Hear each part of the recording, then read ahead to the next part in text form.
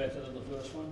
I didn't think it was better. I was out boxing every round. I was controlling the fight. I was boxing to a plan, controlling my temper, and just showing maturity and professionalism, and showing improvements. Chisora is a tough guy, and he was when I was trying to throw a combination, he was bobbing and weaving them. So I was just patterning what he was doing and just setting stuff up in my mind. And I knew if I stay consistent and just keep him using his legs and keep him moving around, it would tear eventually.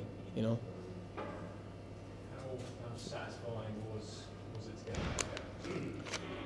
Listen, everyone loves a knockout, but I was a bit worried for him. I thought maybe he wouldn't get up again, but and at the end of the days, we all fighters, we all talk a lot of smack about we want to do this to each other and do that to each other, but when someone go down like that, you worry for them, you know what I mean?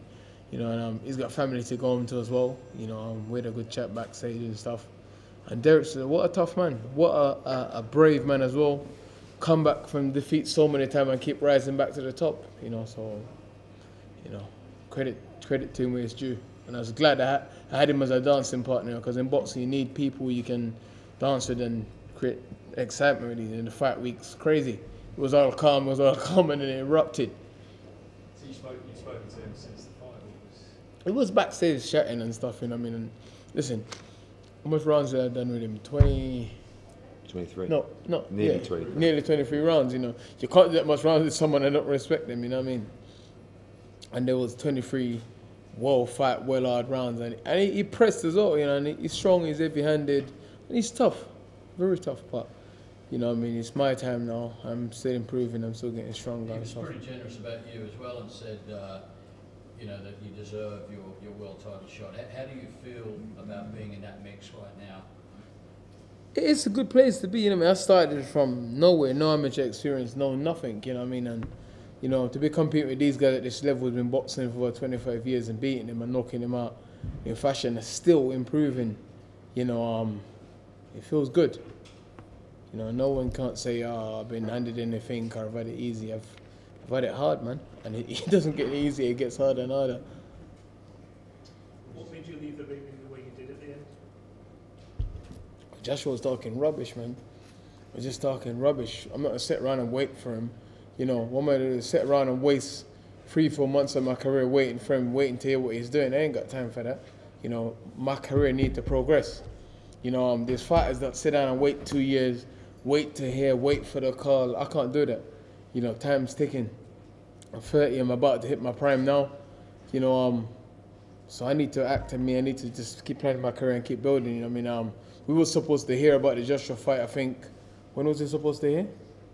It was directly after the Wilder Fury fight. We're supposed to hear what's going to happen, innit? And nothing yet. So I can't sit around and wait for that. I got to plan my future and do what I'm doing. Do you think he's damaging his reputation with the British public at the moment? I don't know, man. The guy's making a lot of money. And he's got 4 belts. See, I don't think he really cares about it. It's just cares about what he's doing. I can't comment on that. He's the man at the moment. So he's doing all right. But do you feel he insulted you by saying, there's him, there's him, there's him? Do you feel entitled to a world? I don't think he's insulted me. He's just saying whatever he's saying. At the end of the day, he showed respect. I showed him respect. And I'm sure Eddie don't want the golden egg to get cracked, does he? You haven't lost the appetite to want to kind of go in there and sort him out though, because you have wanted that for a long time. You need dancing partners in boxing, man. If I go and fight some. We had the option of fighting Chisora or fighting some cabbage in America. No one wanted to see me do that, I could have, even Chisora was shocked that I agreed to the fight. I could have sat around and wait. You need dancing partners, man. I could have gone to America and boxed Travis Kaufman or some nobody, but. Can you give us a top line then, Eddie? But is there, if Wilder doesn't happen, is it going to be Dillian? Yeah, look, he's earned the right. Look, firstly, I expect at the end of January, when the WBO will make their decision, they'll install Dillian as the mandatory for the WBO world title. He's also #1 with the WBC. So I think the WBO mandatory is due September the 31st. So even if he doesn't fight him in April, it's not. We've got to sit down with Dillian and his team, see if there's a deal to be done for April. I don't believe that Wilder will fight Joshua in April. So therefore we'll sit down pretty much immediately and see if there's a deal to be done. Dillian has become a pay-per-view fighter in his own right. I mean, he's had 2 back-to-back pay-per-views that have done fantastic numbers. Both of them have been Fight of the Year contenders against Parker and against Chisora. So he's in a great place. But you know, the feeling I get from Dillian is, of course, he wants a world title fight, but he also wants to stay active, stay relevant, be in big fights, continue to improve. And there's no secret, Joshua wants to fight the undisputed fight. So, but he also wants to fight Dillian Whyte. He didn't get on the apron. You know, he wouldn't do that. You know, I think Dillian called him a few names and he got up on the apron. It's quite unusual for him to do that. But he wants to fight Dillian Whyte because they've had a brilliant second fight, a brilliant first fight, and there is history, and it does 100,000 at Wembley. So if there's a deal to be done for that fight, I think there's a very, very good chance that will be next. But there are other fights he's looking at. There's other fights Dillian Whyte's looking at. He can do what he wants, Dillian. Dillian might turn around and go, do you know what? I don't like that deal. I'm going to have this fight or that fight, and then I'm mandatory anyway. How about me and you in pay-per-view in April? Me and you? Yeah. That would probably do more buys. That would 10 million buys. That'd probably do more buys. I want 90-10. I want 90-10. That's all right. He's going to make so much money, I'll give you 9-10. I just want to splash you. I don't mind. He can have 9-10. You can have 95 actually. I might win. You would do it for nothing, to be fair. I definitely would. I'm joking. Listen. Me and Eddie, we've had our ups and downs. We work well. We always get a deal done. One thing I will say is that, and not a lot of people know this, but you know, there was a time in Dillian Whyte's career that he was just looking for chances and opportunities, and he was virtually fighting for no money, just for chances and opportunities. And what he's carved out from, particularly what he came back from many, many years ago, you know, when he started his career, is an unbelievable story. You know, and actually he's got a vision and a plan to grow a brand, and it's impressive. You know, he knows what he's doing, he knows what he wants. He doesn't turn fights down. You know, he's done 2 pay-per-views now that have generated a lot of buyers, and he is one of the most entertaining fighters on the planet. And he hasn't had the Olympic leg up, the GB leg up, all this sort of stuff. He's built it from the bottom end of literally small hall stuff. And that's quite unique. Hey, did it surprise you when some of the fans were booing and Joshua at the end? No, I thought he might get that. I mean, listen, I think after 22 fights, quite honestly, I think AJ's done phenomenal. But people want to see him fight Wilder, Fury, Dillian Whyte. But I can only tell you the man that I know, and I think Dillian feels the same. He's up for fighting these guys. He's not, you know, he's not a guy that says, oh, I don't want to fight Wilder or Fury or Dillian. He's up for those fights. But just like a deal might be presented to Dillian that he don't like for the AJ fight. And he decides, Ross, for fuck's sake, mate. and he decides, no, I'll wait. You know, I'll wait till I'm mad. It doesn't, you don't just say, right, you're fighting him and that's your money, so shut up and take it. It doesn't work like that. He's carved out a position for himself, #1 in the WBC, #1 in the WBO, top 5 in the WBA, he'll be reinstated into the IBF. He's in a brilliant position. He doesn't have to take the AJ fight for whatever deal we tell him it has to be, or don't worry about it. You know, he could fight in America, he's got everything to do. But I do feel like he deserves a world title shot, and I do feel like he is either in his prime or quickly approaching his prime. And that is generally the time to strike. And I also believe him against AJ is a fucking unbelievable fight. Unbelievable fight. Eddie, do you think that WBC might mutt Dillian about a little bit? Yeah, I do. Look, I like Maurizio Sullivan, but they dropped the ball and they promised someone something without thinking about what they promised someone else. And they will probably order Brazil against Whyte as a mandatory for the WBC if Fury fights Wilder. But he's also going to be mandatory for the WBO. So he doesn't have to be mandatory for the WBC, but if he wants to be mandatory for the WBC, maybe he fights Brazil. I mean, he can literally, you know... we could fight Manuel Char for the WBA regular. No, he's stripped. He's been stripped. We could fight whoever for it then. Yeah. Gerald Miller? I don't care. Yeah. But I ain't got you the like fucking making easy WBA. fights, don't you? Jarrell Miller, is that an easy fight? It's easy for you to make. No, but is it an easy fight? Yeah, of course. I would knock that punkin out. He called Dillian out to us tonight. Yeah. That's a big fight. And by the way, we could do that in the Barclays Centre, we can do that over here. But, you know, he performs well at the O2. It's a little stomping ground. Excuse me, sorry.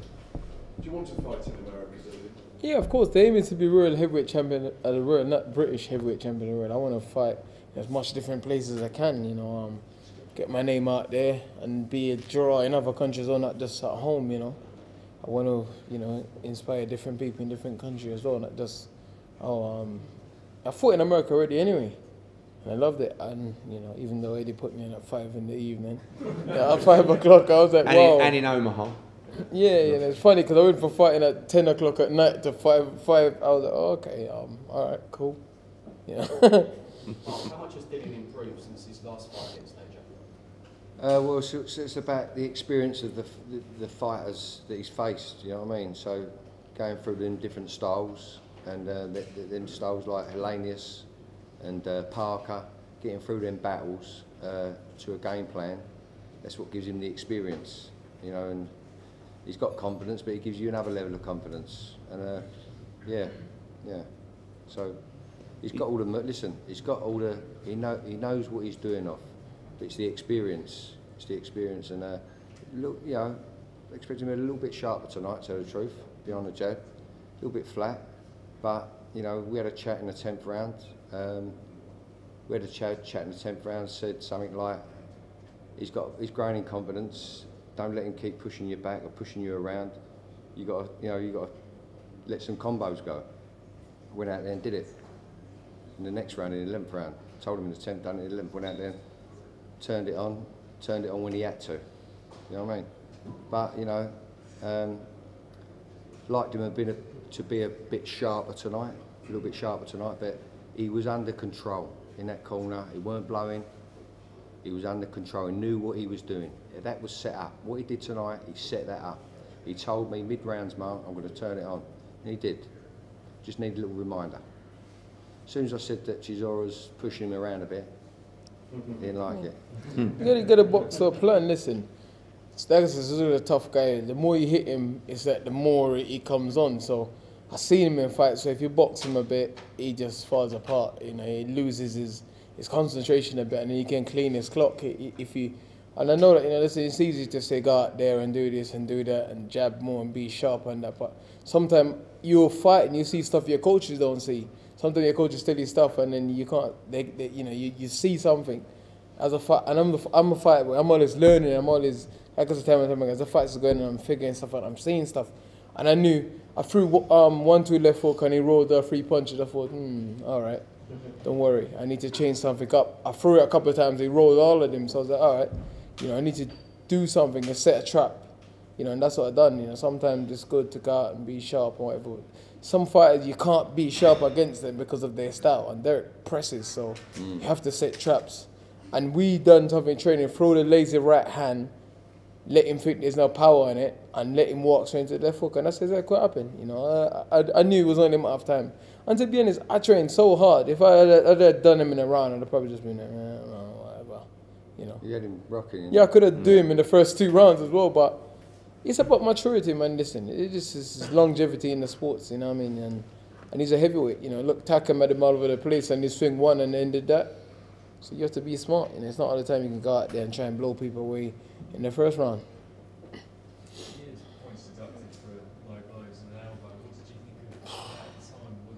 Listen, the last time I fought him, he punched me so much in the balls, I was peeing blood for 2 days after. So listen, Chisora, he's a fighting man. He's not a boxer. He's not a technician. He's a fighting man. Chisora, I always call him Black Viking. You know what I mean? He just hit anything. He'll hit you with anything.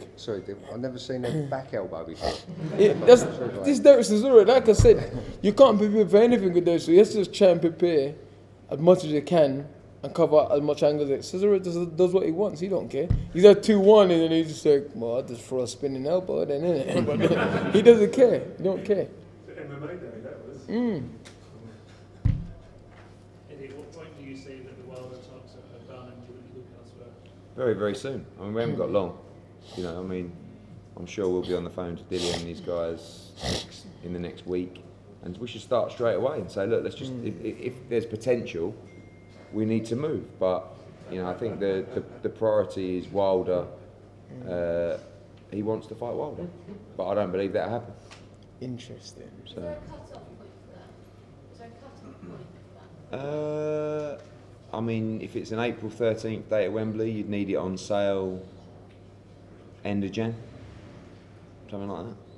Eddie, when you say if, does that mean Joshua might not fight at Wembley on April 13th? Good question. Good question. I think he's about 80% likely to fight at Wembley on April 13th. So will you do a bill at Wembley on the April 13th regardless of... Yes. Would you say you don't think it'll happen with Wilder? Is that where you're at? If you don't fight me, can I be main event there? At Wembley? Yeah. Quite possible. Against someone else. Me. My friend. I have to do that at Orient. You don't want to get... sorry, what was the question? You don't think it'll happen with Wilder? They're not showing a lot of willingness, to be honest. No. Where is Fury in the mix? I Have think... you heard anything from him? Yeah, he texted me a few times, we've spoken a few times. Look, Josh wants to be undisputed, and if he can't get those, then he looks at Fury and Dillian. But these guys, you know, they're not lapdogs. They're not just going to turn around and say, yeah, all right, just tell me what the deal is and I'll be there. So it's these guys, they're not like just a voluntary pick where, oh, I'm over the moon to get the shot. They're in position. So whether it's Dillian, whether it's Fury, whether it's Jarrell Miller, whether it's Wilder, who knows? Is Fury hard to make because he's with Frank? I don't know. Is he with Frank? Well, Don't know. yeah. You think he might not be? He's calling me. I don't know. It's a good Dillian fight, Fury. Yeah, it's a great fight. We tried to make that fight before. When Tyson Fury came back, I wanted him to have one warm-up fight and then fight, do a 3-fight deal. Warm-up fight, Tony Bellew, Dillian Whyte. Whyte Fury is a massive fight. That's a Wembley fight. So you want the lineal belt soon? Right, he wants to be the lineal champion. Dillian, who do you respect more after tonight, Chisora or Joshua? Chisora, of course. You know, listen, Derek's a tough dude, man. You know, I definitely respect Chisora more, you know. Do you believe Anthony wants to fight you, or has he told you? I don't know, man. I don't know. Got to ask him and did that question. See the smile explains it all. You don't think he don't have a problem fighting you. Well, he might not, but his team might do. No. Don't worry, man. Were you expecting him to say something different in his sort of response tonight? Joshua. I thought you'd have said, yeah, let's do it. You know, but he was I'm in an hour, and I go, he was I'm in an hour, and I'm in an hour. You know, he said, I want to fight Dillian, hopefully Dereck knocks him out. Because why would he hope that? I mean, Dereck is nowhere near as big as me and him, so why would he hope that? You know, just the signs there that he doesn't really want to fight, man. You know, but let's see what happens anyway. Of course, Eddie's going to say yes. Eddie's his guy, isn't it? I'm your guy too, don't worry. Yeah. How do you feel about having to fight Brazil in an eliminator title? Listen, like I said, my career on the pen and AJ, you know, he's got 4 of the belts, but if I manage for 1 or 2 of them and he doesn't fight me, I'm sure they're going to strip him at some point anyway. So, you know, I'll fight Brazil, you know. It's only a matter of time, man. I just have to just keep being patient, keep working hard, keep winning fights, and, you know, it will happen. And just, you know, hope I don't get sidestepped too long till I'm old as, you know, let's see. Ortiz. Yeah, exactly. All right, guys, thank you very much. Cheers.